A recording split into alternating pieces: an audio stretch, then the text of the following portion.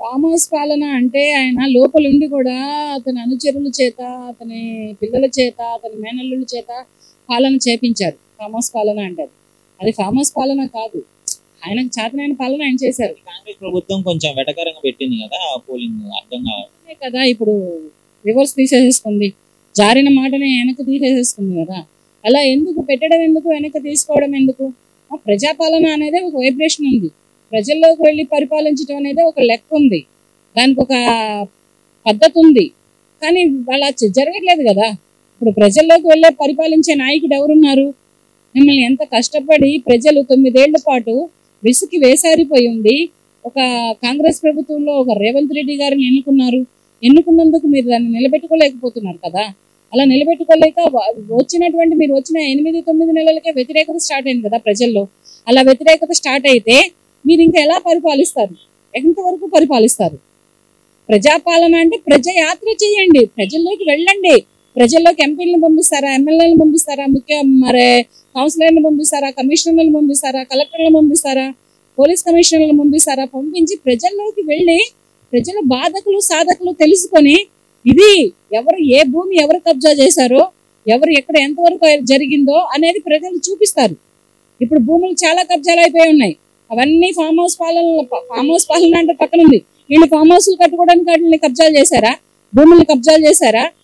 ఇప్పుడు అదే ప్రజల్లోకి వెళ్ళి ఇది ఏంటి పరిస్థితి అని ఎవరినైనా అడిగితే అక్కడ ప్రజలు చూపిస్తారు ఆ పాలన ఎలా ఉందో, ఆ పరిపాలన ఎలా ఉందో అనేది ప్రజలు ఇస్తారు. ఫెయిల్ అయ్యారంటారా? ఫెయిల్ అయ్యారని నేను చెప్పను. చాలా ఇష్టపడి చాలా ఎంచుకున్నారు కానీ ఇతను అది నిలబెట్టుకోలేకపోతున్నారని నేను కూడా బాధపడుతున్నాను. ఎందుకంటే వ్యతిరేకత స్టార్ట్ అయింది. వ్యతిరేకత ఏ ప్రభుత్వానికి కూడా స్టార్ట్ అవ్వకూడదు, కానీ మీరు వ్యతిరేకతను స్టార్ట్ చేసి వాళ్ళ రోజున ఫ్రీ బస్ తీసేస్తామని ఒకటి, తర్వాత డీజిల్ ఆటోలు అండ్ పెట్రోల్ ఆటోలు నడవద్దు అంటే మరి ఆటో డ్రైవర్లు ఎలా బ్రతుకుతారు? ఇప్పటికే ఫ్రీ బస్ పెట్టి చాలా వరకు ఇదయ్యారు, కానీ ఆడవాళ్ళకు ప్లస్ పాయింటే అయింది. అయినా సరే ఆటోలో ఏదో ఒకటి నడుపుకొని బ్రతుకుతున్నారు. మరి వాళ్ళ కుటుంబాలు ఏం కావాలి, వాళ్ళ భార్య పిల్లలు ఏం కావాలి, వాళ్ళ తల్లిదండ్రులు ఏం కావాలి, వాళ్ళు ఎంతవరకు చదువుకున్నారో చదువుకోలేదో ఏదో ఒక పని నేర్చుకొని, ఒక డ్రైవింగ్ నేర్చుకొని ఆటో నడుపుకుంటూ బ్రతుకుతున్నారు కదా. మరి వాళ్ళ కడుపు మీద కొట్టి మీరు డీజిల్ ఆటోలు నడవద్దు, పెట్రోల్ ఆటోలు నడవద్దు, ఓన్లీ ఎల్పీ ఆటోలే నడవాలి అంటే, ఎల్పీజీ ఆటోలే నడవాలి అంటే అది ఎంతవరకు కరెక్ట్? ఇది వ్యతిరేకత కాదా?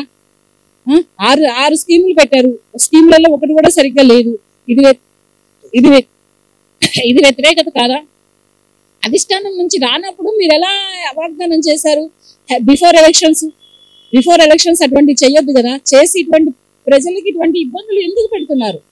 ప్రజలకి ఇబ్బంది పెట్టినంత కాలమే మీరు పాలించినా ఏం చేసినా కానీ మీరు ప్రజానాయకులు అవుతారు.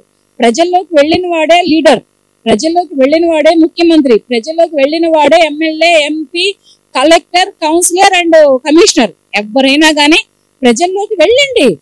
ఇప్పుడు చెప్తున్నా నేను, ప్రజల్లోకి వెళ్ళండి. గల్లీ సందు ఇల్లు తిరగండి. మీకేంటి కష్టం? వారంలో 2 రోజులు తిరగండి, 4 రోజులకల్లా 10 రోజులకల్లా. వారంలో 2 రోజులు తిరగండి. ఒక గల్లీకి ఎంత వరకు కొట్టుకొస్తారు అంతవరకు. ఎక్కడ కబ్జాలు అయినాయో ప్లేసులు, ఎక్కడ భూములు కబ్జాలు అయినాయో ఇది మొత్తం బయటకు వస్తుంది. హైడ్రాది కూడా, హైడ్రా అంటే పెద్ద వాళ్ళు అన్యాయంగా కట్టుకున్న వాటిని వాళ్ళు కూడా డబ్బులు పెట్టి కొనుక్కొని కట్టుకున్నారు, వాటిని కూల్చేశారు. అలాగే పేదవాళ్ళని కూడా కూల్చేశారు కదా. పేదవాళ్ళకి నీడ లేకుండా చేశారు కదా. మరి డబుల్ బెడ్రూమ్లు ఇస్తానన్నారా? ఎంతవరకు నిజమో ఎంతవరకు అబద్ధాలో తెలియదు. కానీ వాళ్ళ కన్నీళ్ళైతే చూశారు కదా. మరి భార్య పిల్లల్ని పెట్టుకొని, చిన్న పిల్లల్ని భర్తల్ని పెట్టుకొని, ఆడవాళ్ళేంటి మగవాళ్ళేంటి ఇలా రూపాయి కూడబెట్టుకొని, కష్టపడి కూడబెట్టుకున్న రూపాయి పెట్టి ఇంత భూమో జాగానో కొనుక్కొని ఇంత గూడో నీడో వేసుకుంటే మీరు ఆ గూడు నీడ గుడిసిని కొట్టేసేస్తే వాళ్ళు ఎక్కడ బ్రతుకుతారు? ఇక ఎక్కడ కొట్టుకుని సంపాదించిన సొమ్ము మొత్తం 50 ఏళ్ళు వచ్చేటప్పటికి ఒక గూడును ఏర్పాటు చేసుకుంటే అది నమ్మి మీరు ఆ గూడుని కొట్టేసేస్తే వాళ్ళు ఏంటి హైడ్రా అని ఒక పేరు పెట్టారు. అది ఎక్కడ కొట్టాలి అక్కడే కొట్టాలి. అంతేగాని ప్రతి పేదవాళ్ళల్లో కొట్టి ప్రజల్లో వ్యతిరేకంగా తయారయ్యారా? నేను ఒకప్పుడు రేవంత్ రెడ్డి గారికి ఎంతో సపోర్ట్ చేశాను. వచ్చినప్పుడు ఆయన పులి వచ్చింది, వణుకు పుడుతుంది, అది అవుతుంది ఇది అవుతుంది అని చాలా సపోర్ట్ చేశాను.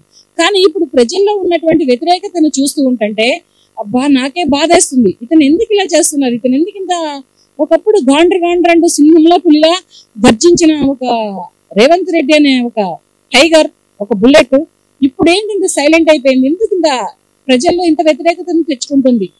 వీళ్ళకే లొసుకులు ఉన్నాయా? బట్టి విక్రమార్క గారికే కానీ, లేకపోతే ఉత్తమ్ కుమార్ రెడ్డి గారికే కానీ, సీతక్కకే కానీ, కోమటిరెడ్డి గారు, వెంకటరెడ్డి గారే కానీ, వీళ్ళందరూ ఎప్పటి నుంచో కాంగ్రెస్ అధిష్టానంలో ఉన్నవాళ్ళు. ఇప్పుడు కొత్తగా వచ్చిన అభ్యర్థి ఎవరు? రేవంత్ రెడ్డి గారు. మరి రేవంత్ రెడ్డి గారిని సీఎం గారు అయ్యేటప్పటికి వీళ్ళకి ఏమైనా వ్యతిరేకతలు ఉన్నాయా?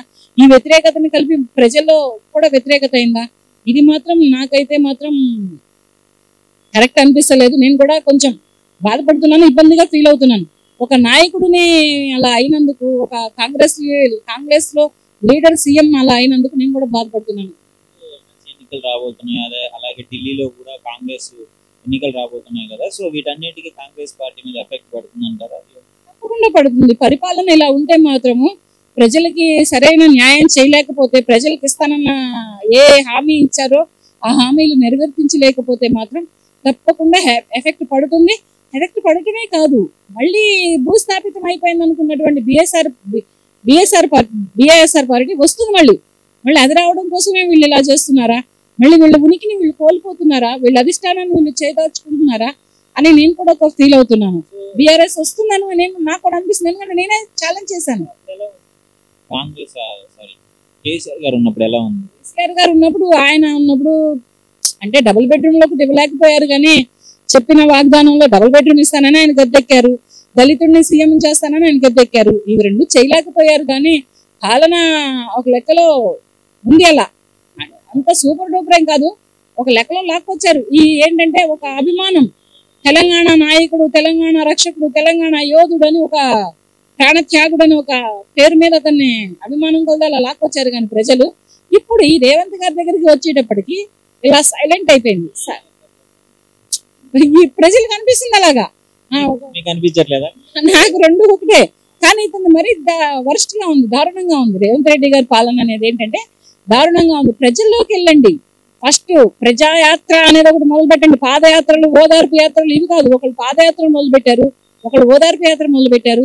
మీరు ప్రజాయాత్ర మొదలు పెట్టండి. ప్రజల్లో ఎంతటి పాజిటివ్ రెస్పాన్స్ వస్తుందో మీకు అర్థమవుతుంది. రోడ్లు ఎలా ఉన్నాయి అనేది తెలుస్తుంది. ఒకటి ఫస్ట్. తర్వాత ఏంటంటే వాటర్ ట్యాంక్ లైన్లు ఎలా ఉన్నాయనేది తెలుస్తుంది. కరెంట్ లైన్లు ఎలా ఉన్నాయని తెలుస్తుంది. బస్సులు ఎలా ఉన్నాయని తెలుస్తుంది. ఎవరు ఏ జాగా ఎక్కడ ఏ భూమి ఎక్కడ కబ్జా చేస్తారు అనేది బయటకు వస్తుంది. అక్కడ ఎమ్మటనే స్పాట్ ఇమీడియట్లీగా పేదవాడికి, ఇల్లు వాకి లేని జాగా లేని పేదవాడికి అక్కడికక్కడికి ఒక 60 గజాలు రాసి ఇచ్చేసేసేయండి. వాడు గూడేసుకుంటాడో, గుడిసేసుకుంటాడో, మేడ కట్టుకుంటాడో కట్టుకోలేని ఎడలు మీరే కట్టివ్వండి.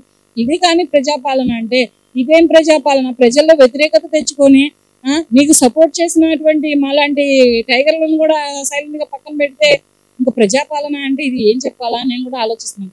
ప్రజాపాలన అంటే ప్రజల్లోకి వెళ్ళి చేసిన వాడే సీఎం. ప్రజల్లో తిరిగి ప్రజల బాధకులు, సాధకులు, కష్టాలు, సుఖాలన్నీ కనుక్కున్న వాడే ప్రజానాయకుడు.